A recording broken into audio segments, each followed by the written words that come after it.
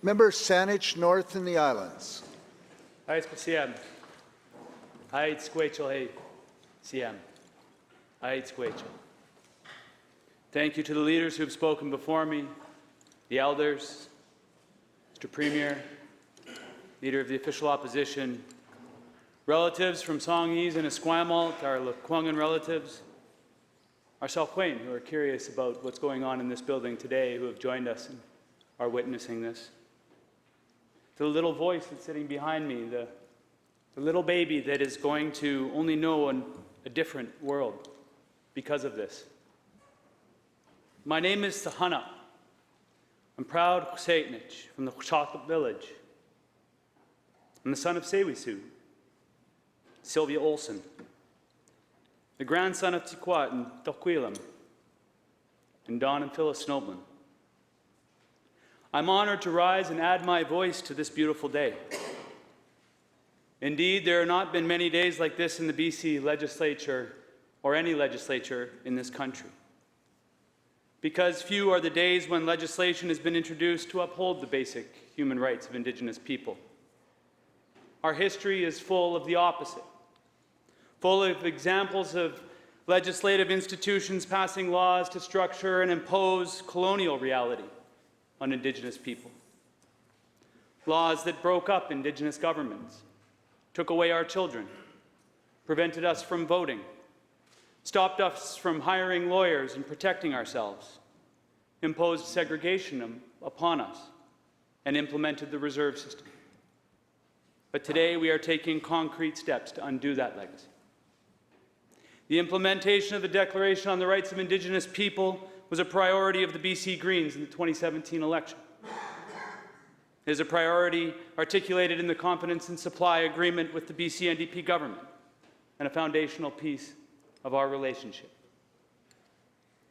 Today is a day that generations upon generations of First Nations people in this province have fought to see happen.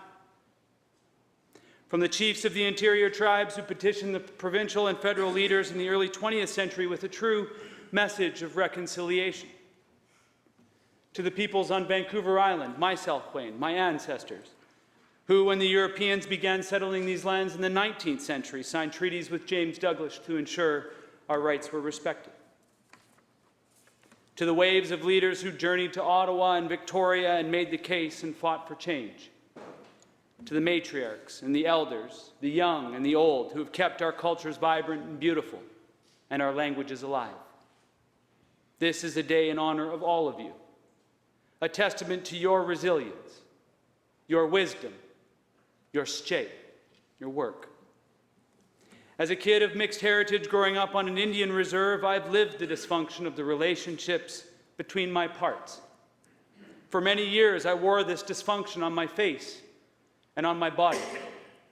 It was always on my mind, and it broke my spirit. This dysfunction brought on confusion and depression.